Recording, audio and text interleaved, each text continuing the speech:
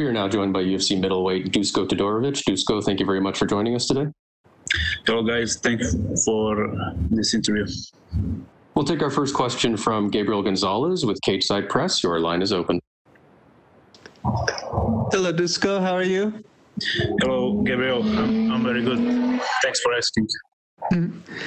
I know it took a while for you to finally make your UFC debut last year. Is it safe to say you want to be more active in 2021? Yeah, it definitely was a long trip to my debut. Unfortunately, due to COVID and everything, But definitely, I would definitely like to be more active in 2021. As long as I'm healthy and I can prepare, I get enough time to prepare and just give my maximum. I'm down for it, I'd like to have at least 2 or 3 fights in 2021. That would be great. I've been following your Instagram. You look like you're enjoying Fight Island. You're getting a lot of time by the pool. You look very relaxed. How would you describe the emotions for this fight and this week? Yeah, definitely enjoying here at Fight Island in Abu Dhabi. It's great experience, and I was definitely looking forward coming here when I got the information that the whole event is going to take place on Fight Island. I was definitely delighted, and I love it here. It's very nice, warm, and the staff at W Hotel is really great. The whole organization and treatment that fighters get is also top-notch. So I'm definitely enjoying my time here and making the most of it, People are obviously talking a lot. You're undefeated. He's undefeated. You're on this great win streak. Some fighters talk about this. Do you feel pressure every fight to keep that 0 and stay undefeated? Well, it's my goal definitely to stay undefeated throughout my whole career, and there is always pressure. Even when I was 1-0, 2-0, 3-0, 10-0, there is always, a bit of pressure that you feel, but that never goes away. You just learn how to deal with that, and I believe I'm dealing with that pressure pretty well. I have just learned to cope with it and just to control my thoughts, and I'm in control at the end of the day of my thoughts and my body, and I pick what to think. So that I don't let it to pressure me that much and to influence my preparation or my performance at the fight itself. So I think I have pretty good control over it, and it doesn't affect me that much. Hey, thank you, Dusko. Good luck. Thank you very much, Gabriel. We'll go next to Omar Mert with Esport. Your line is open.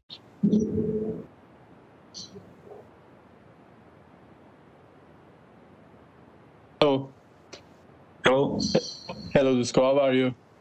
Hello, Omar. I'm very good. Thanks for asking. How have you been? Dusko, how does it feel to be an undefeated fighter? Well, it feels great, and I'll do all in my power to make it remain that way. Okay. What do you think about your opponent? What plan did you prepare against him on Saturday? That I can't tell you exactly, but yeah, I think he's very, very good opponent, very dangerous guy, definitely, and he's undefeated for a reason actually, and yeah, I'm definitely thinking that he's very good, and he has a big wrestling background. As I understood, that he wrestled in college, so that's pretty big for a fighter to have. And also in his fights he showcased his striking, which is very dangerous, his striking style that is very dangerous. So yeah, I respect him very much, and I believe he's going to be a tough opponent, and it's going to be a good contest. My last question, Dusko, you are from Serbia. Do you know any promising talent from Serbia? There are plenty of talent that are down the road UFC material and that are right now UFC material. We have a lot of professional fighters in our gym back in Belgrade in Secure Academy. We have lots of guys that are definitely UFC material that have sort of, with my success, came to our club, and they seen the potential that my club has, that my coach Jovan Milicevic and Aleksandar Milicevic have, their knowledge as well. And I think anyone who really wants to make something out of their MMA career, who wants to down the line do something big, something serious, I think that they definitely should come to our gym, because we have results, we have the, let's say now, even a pattern of preparations for the big fights, and I believe that in a couple of years there will be a lot more people coming from Serbia to the UFC, and I think that even now lots of them have big potential, and in a couple of years you'll see there will be a lot of young recruits from Serbia, and not just Serbia, the whole region, whole Balkans is, stacked with potential and good fighters. Okay, thank you, Dusko. Good luck on Saturday. Thank you very much, Omar. Bye-bye. We'll take our final questions from Cote Cruz with Fordwin MMA. Your line is open. Hello, Dusko. How you doing? Hello, Cote. Very good. Thanks for asking. How you been? I've been fantastic. Thank you for your time with us today.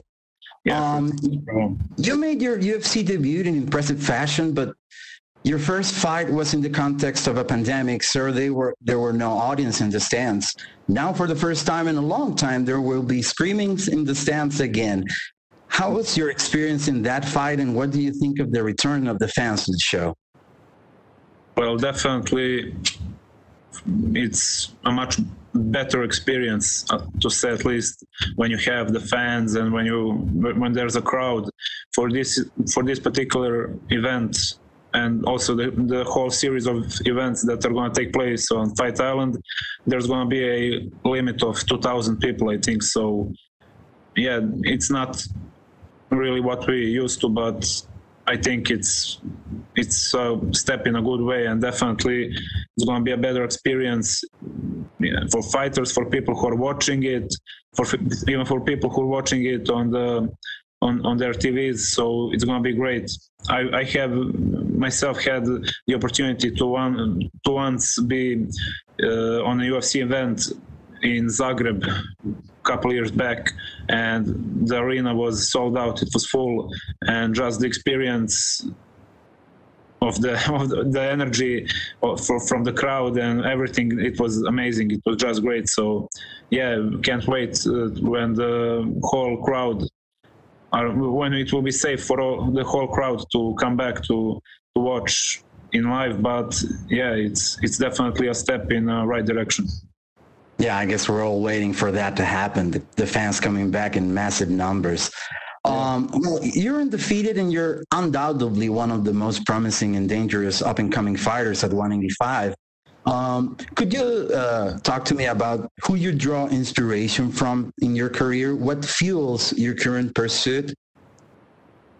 Well, for me, the inspiration, the fuel, it's just purely love for the sport and the competitiveness I have in myself. So, this sport in particular is not something that you can do for 10 years and say you've learned it all. It's, even if you had 2 or 3 lives and spend them on learning and training MMA and Brazilian Jiu-Jitsu and everything that comes with it, you'll never be at 100%. You will never learn it all. So I definitely love training, love learning new stuff, and that's what let's say, drives me of being better every day, of improving and staying on the mats, and definitely when you mix competitiveness, when you put competitiveness in the mix, it's just a recipe for success, in my opinion. So yeah, definitely those two things are very important. Well, you fought last October while Sorianos' last fight was in December 2019. Do you think being more active than him will play an important role in this fight? Well, I've had also more than a year layoff myself. So I've said it before, I don't think that the layoff itself is gonna impact that much on his performance or anyone's performance in that matter. As long as you are staying in a gym, as long as you're working, there's no reason for that to impact your performance, in my opinion. And I think he's been training, and I think that he was definitely on the mats and improving. So there's no reason for me to think that he'll be more or less ready because of the long layoffs. I've had in my career first time was like more than a year and a half layoff between fights, and then after that a year or more between my last fight at Contender Series and fight in October. So that don't have to mean anything, in my opinion, as long as you're training and staying ready. Well, you're the only fighter who's finished Michel Pereira, which shows us that you've already faced highly touted competition. What's your opinion on the current landscape of the middleweight division, and how many fights do you think you'll need to get into the rankings? My team and I definitely had a good tactics against Michel Pereira, and were able to capitalize on that pretty fast in round one and get a finish. And as far as the rankings go, and going through the rankings, UFC's middleweight division is, I think you'll agree, pretty much stacked with potentials and talents right now. So I don't expect to do 1, 2, 3 fights and then be called in top 15. I think I'm going to have to earn my place there, and it's going to take some time, but I'm not in a hurry or in a rush. I'm going to take my time, fight at a fight, and I believe that in maybe year or two, I will be in top 15, top 10 ranked fighter. Well, Dana White, the big boss man, highlighted your fight as one of the most exciting on the card. How do you feel about this, and how motivated are you knowing that in your second fight, they already have their eyes on you? Yeah, it was definitely a surprise when I saw on my phone that Dana, in his, if you don't know now, you know, series, he highlighted Punahele and me as the, exciting fight for fans to watch. So yeah, I'm definitely glad that my success and my hard work is recognized by the big boss, and the matchmakers and everybody. So yeah, it definitely feels good to know that. Well, final question from me. You currently train at Secure MMA with its founder, Jovan Milicevic. Do you have any plans to train simultaneously in a high-performance gym in the United States?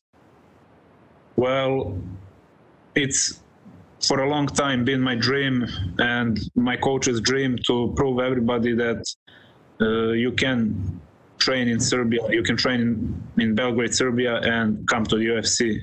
It was a bit hard to believe that at the beginning, but we proved that it can be done, that you can be a successful fighter and compete at the highest level from Belgrade, Serbia, So we want to,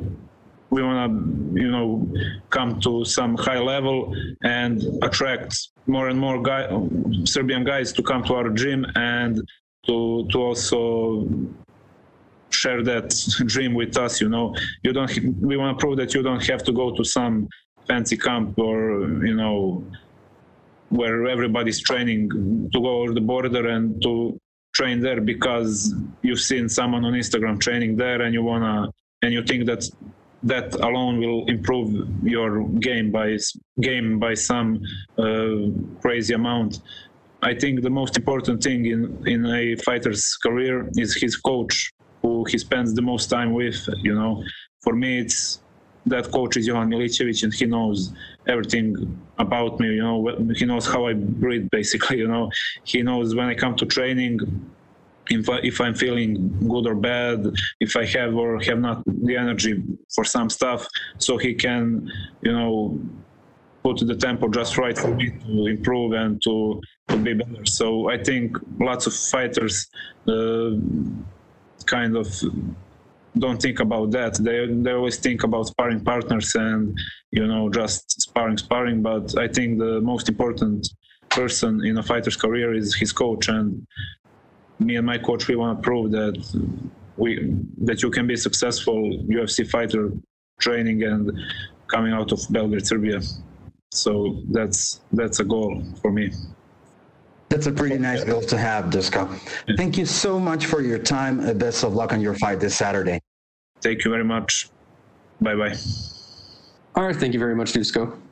Thank you. Bye-bye.